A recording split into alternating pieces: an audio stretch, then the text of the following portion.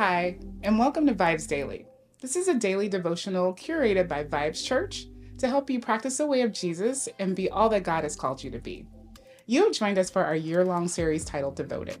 Acts 2:42 tells us that the followers of Jesus were devoted to the apostles' teaching, to fellowship, to breaking of bread, and to prayer. This podcast was created to provide context and commentary for what you read each day. Just before our friends begin discussing today's reading, we want to invite you not only for fellowship, but for prayer as well.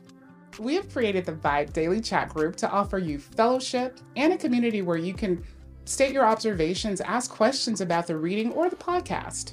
You can join us by downloading the VIBEZ Church app in your favorite app store. Click Join the Conversation and join us today. And finally, we hope that you can join us for prayer. Prayer happens Monday through Friday, and more information on that can be found on the VIBEZ Church app under prayer. Now, let's begin our conversation on today's reading.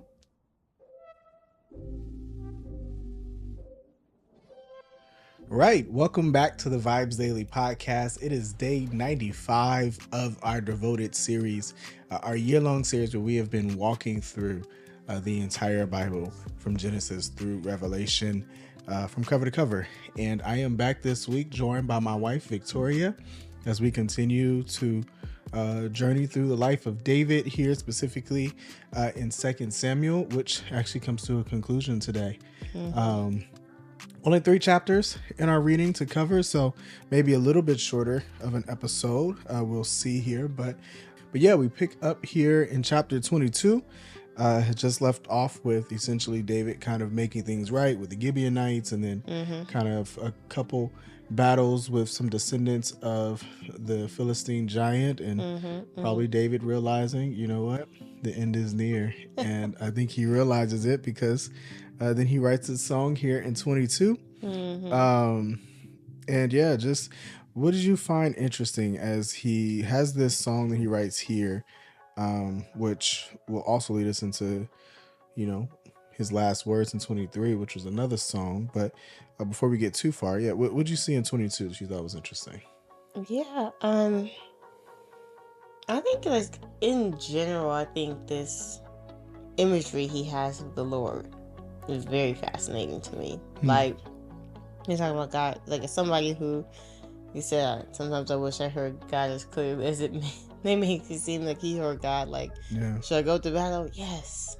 Should I do this? Yes, but do it this way. Like, you seem like he heard God so clearly, and he had this close relationship. So like, just to like see that, like he's saying, like in verse 9, smoke went up from his nostrils and devouring fire from his mouth, and glowing coals flame forth from him, like different things like that. It's like, wow, this like imageries you have of Lord. He's an artist, right? So he's painting colorful pictures here for us.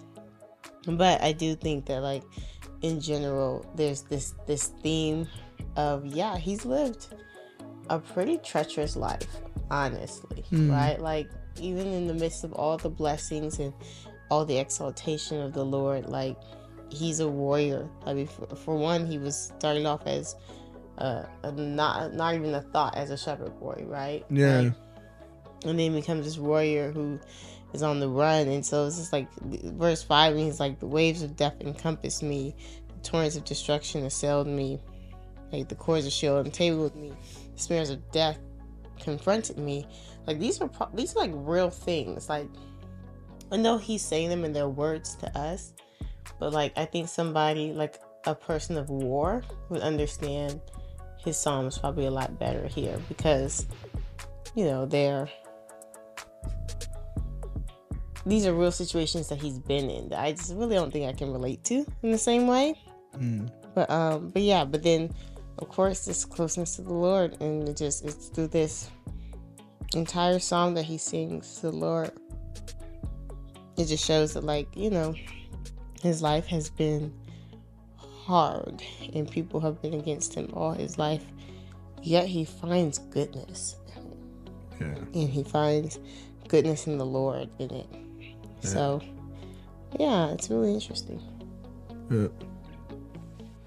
Yeah, I mean, I think, as you said, there's definitely, to your point, David also writes a lot of the Psalms. And I'll say, like, going through this, I don't think I've ever really, one of the first things was just like, I just don't remember his Psalms being in like Samuel, like in 2 Samuel, Yeah. like him having Psalms in here as well. Mm-hmm. But yeah, we read a lot of these, and some of the most famous Psalms are like, the Lord is my fortress, or my rock and my salvation, or, you know, when my enemy, you know, encamps against me, right? But like you said, for us it's poetic.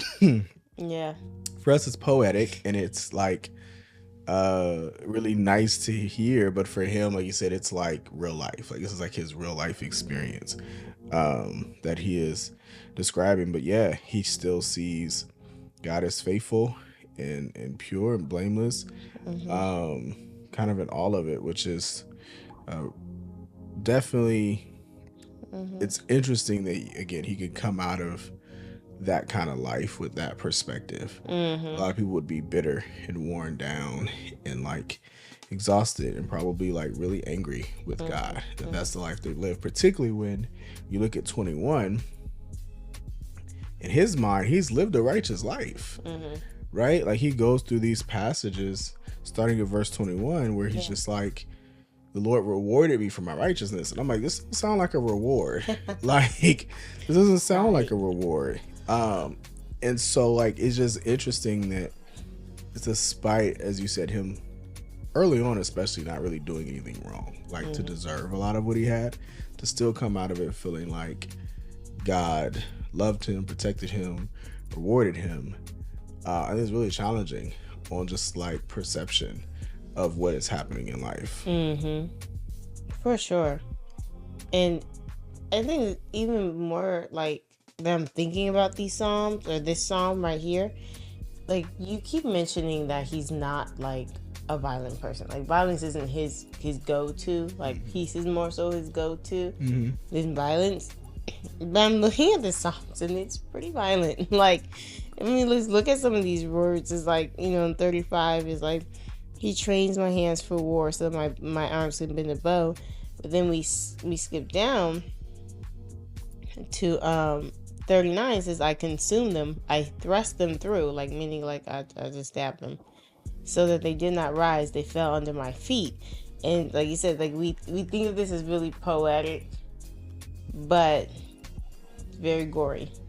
Kind of, you know, at the same time, like it's very real in what he endured. And like you said, like somebody who is constantly fighting or on the run, or, you know, even from his own family members, like you said, you wouldn't look up and see, you know, yeah, you should have been righteous to have to endure all this, right? Like, or you were blessed and endured all of this. You normally wouldn't get that from reading some of this, but I just love that. Like, I think what David teaches me in these Psalms is like, it doesn't matter what I'm going through. Like, blessed be the Lord. It doesn't matter what I'm going through. Like, the Lord is kind. The Lord is for me. Like, the plans of the Lord is right, right? No matter what I'm going through. And so I think he challenges me in that because I'm just even reading this psalm, like, wow, you have a much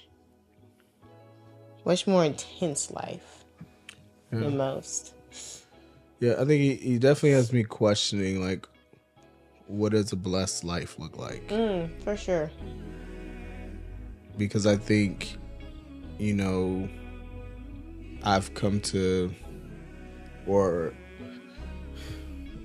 you know, used to believe, like, that a blessed life is one of rest and peace, and, you know, your enemies are at bay constantly, right? And On vacation.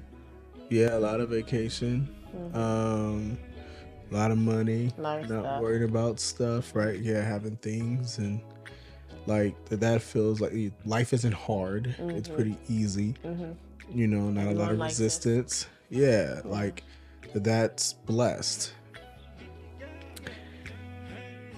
But David considered himself blessed, right? He considered himself rewarded. He considered himself, you know, yeah, to be righteous. And despite all of what was happening to him and around him. And I think, like I said, it makes me think, what is a blessed life? And can my life be blessed and be hard? Ooh, yeah, that part. You know, like, and I mean, I think the obvious answer to that is yes, but like, trying to reflect on that myself, that like, can I have a difficult life and still view it as blessed and see it as blessed in the way that David did? Yeah. I love it. And we keep going on. He has his last words also sing like a psalm, right? Like, yeah.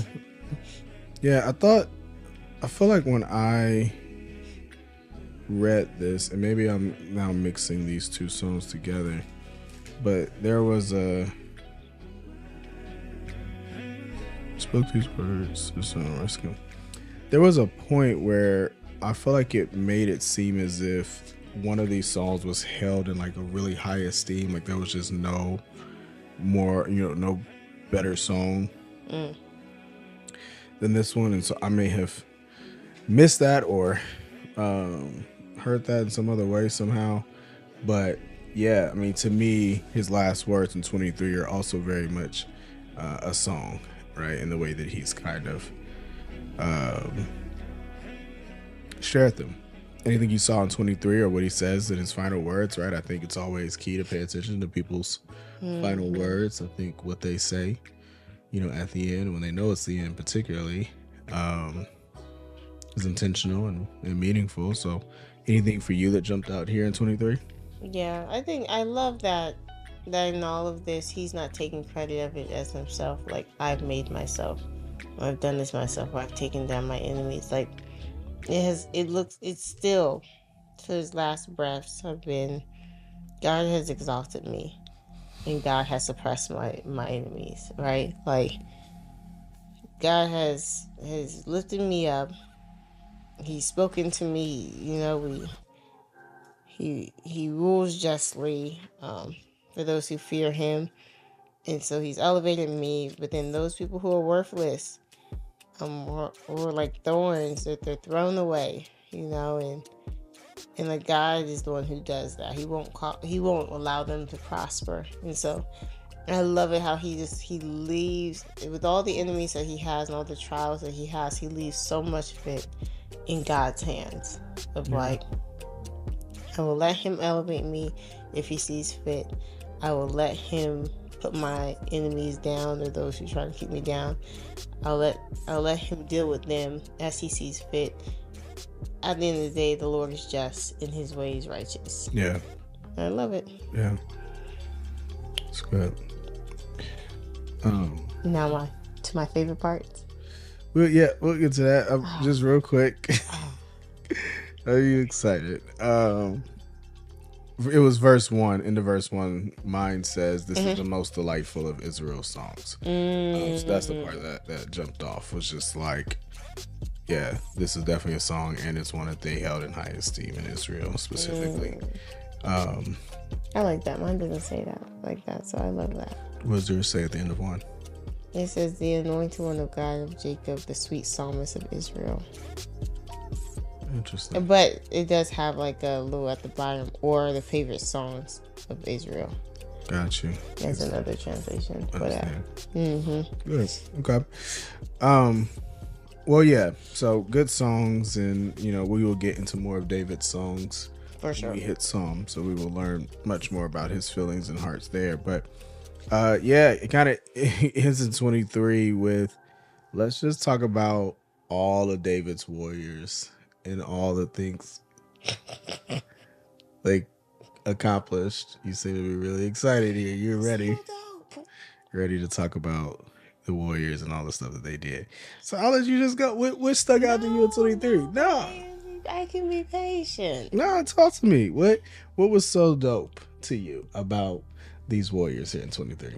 What is not dope about these warriors? Like, that's my thing. Like, I could not imagine warriors like this today. You know what I'm saying? Like, put our best Marine or whoever up against one of the three. Like, hoo-wee. These guys are crazy. Like, just this first person that they mentioned, who's the chief of the three. Can you imagine somebody who kills 800 people at one time? 800 other warriors at 800 by himself. Like, these numbers are crazy. Like, it's crazy. You said, and then this Eleazar, son of Dodo, like, I think he's dope too. Like, of course, like, he struck so many that until his hand got weary and his hand clung to the sword. Like, he could not detach his hand from his sword. That's how much he was doing, like, getting down. But then in verse 12, there's another one. I love in verse 12, like, he stood in the midst of a plot and defended it and struck down the Philistines. Like, can you imagine that, like, people are fleeing from the Philistines, but you are in the middle of this battlefield going ham, holding it down by yourself. Like, and like you said, these Philistines, they feel like they keep coming out of nowhere. Like, yeah, there's so many of them. They do not die. They do not die, right? And so I'm just like, so here I am in the middle of the field with my sword, just getting with it and surviving. That's the thing. Like, they're surviving. Like, these are men who have, like, with David this entire time going through all these battles. Yeah. And coming back alive. That's crazy to me. Yeah. Yeah, they're extremely dope. And it's funny, my commentary, I've been reading the Tony Evans Study Bible, right? It's the version I have, and Tony Evans agrees with you. He says, this is literally the way he reads it. The remainder of this chapter is devoted to the names and exploits of David's warriors. The stories herein are better than those credited to any comic book superhero. He's like, and they're true, and so I think, he agrees with that. The one thing he did say that I thought was interesting is he was like, if you notice, though, in all of this, including in the 30, you know who's not mentioned? Joab. Get out of here. His brothers are mentioned. They sure are. Sons of Zariah. I saw some sons of Zariah up in here. But Joab is not mentioned as one of his 30. He's a great warrior. He led his commanders. David he's not considered one of David's 30. We see Abishai in verse 18. We see Ashel in 24. Yep, or his brothers.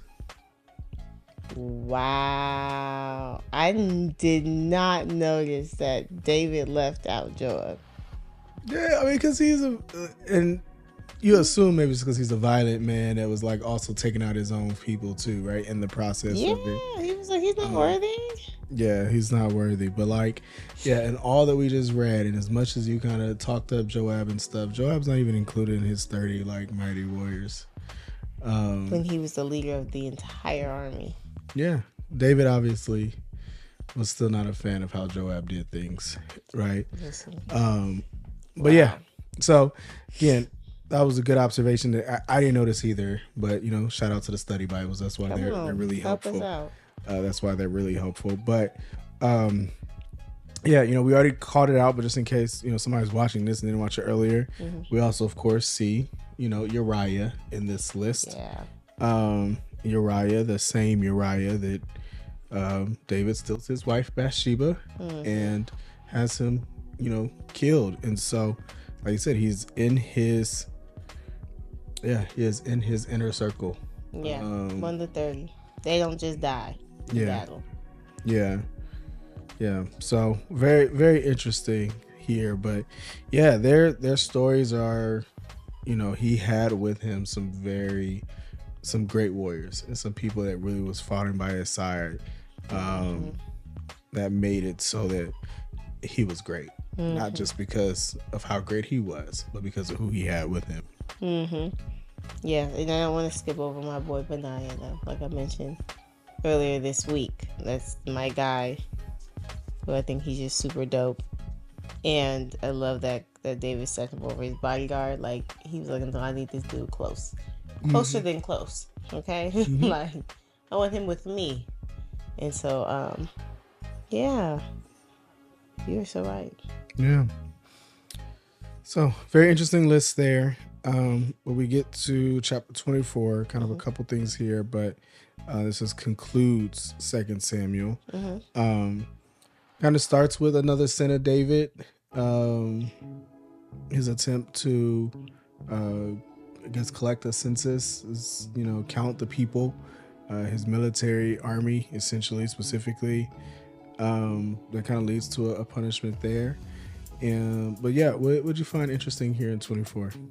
Can you read? Okay, I'm gonna read my verse 1. Can you read yours too?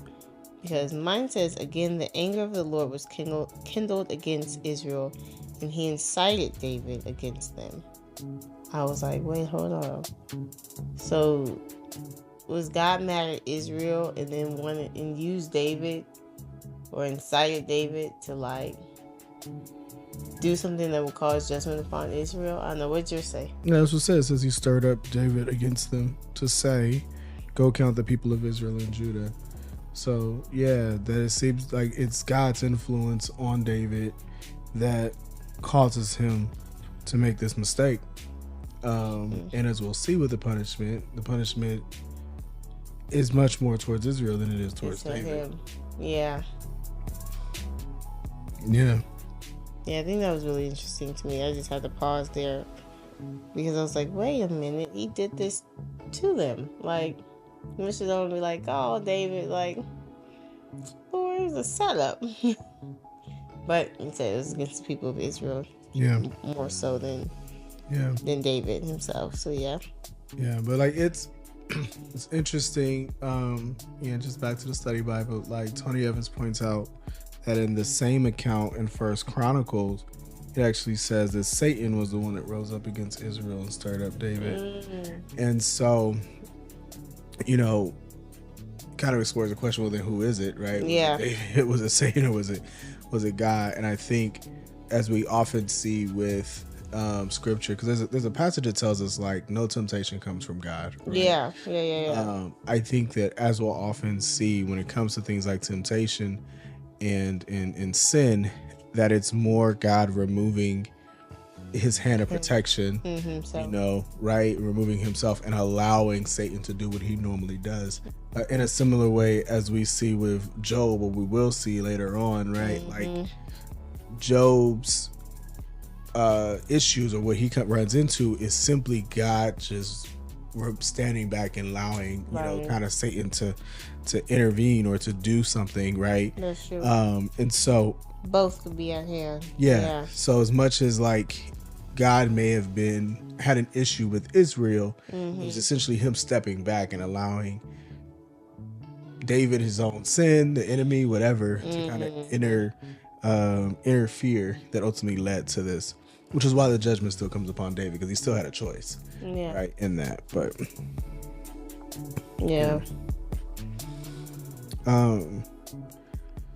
but yeah, so he counts the people, which, growing up, it was always kind of hard to understand why this was so sinful, but ultimately it's a sign of his pride, right? Like, he wanted to count them so he can ultimately show how great he was, right, in his people. But then the punishment comes down to really 3 choices, which is very interesting. Not something I've ever seen in scripture. Where it feels like God gives you an option. Choice. Like, what do you want your punishment to be? Again, I feel just like it feels real like father son-ish. I've had my share Which of those. belt do you want? Okay, mine wasn't saying which belt, but maybe more like, do you want a whooping, or do you want to be grounded for this? Do you want to have this taken away? Kind of like those kind of options. And I was like belt, switch, bigger belt. I'm sorry for your upbringing. It's okay. I honestly took the whooping half the time because it didn't last as long. I was in the closet testing them to see. You would be. I was strategizing. I was trying to see which one. Hey, listen. I only had so much time before they was gonna come snatch me up anyway. So. Oh goodness. Just saying. Yeah. See, I'd have taken the 3-day one just because it didn't last as long. That was kind of my logic. My logic was, hey, this whooping's gonna hurt for like a couple minutes. Yep. And I'm be on. And I can generally take pain. I have kind of a high endurance for pain. So like I was like, eh. Mm-hmm. And that's when my parents stopped whipping me. When they realized I didn't care as much as if they actually punished me. You go back with your siblings like, did it hurt? Nah. Did yours hurt? Nah. Yeah, no, it hurt. My dad had a heavy head. It hurt. It didn't last long. Yeah. You know what I mean? It was cool. But he gives them these options. He ultimately chooses the one that is not at the hands of man. So he chooses the plague simply because he just didn't want to be on the run from anybody, from whatever the case may be. And so and then the plague is 3 days. But yeah, anything else you thought was interesting here, 24, as we head into the end of this chapter? Yeah, I think just to back up just a little bit, I remember when we were talking about the laws of when they were given the laws of taking a census. I remember we mentioned way back then, though, that like one of the big problems, even with David, like you said, it was his pride, but then he also didn't give back to the Lord his offering. Like when the Lord was like, if you're going to take a census, then you're going to have each person pays, this amount to go to the temple so that the Lord be glorified in how much he has like multiplied you, right? Yeah. Like, and so none of this had to do with anything with like giving back to the Lord. Like all of it had to do with, like you said, it's like this pompous of like, how big is my army? How big and bad are we? Yeah. Right? Yeah.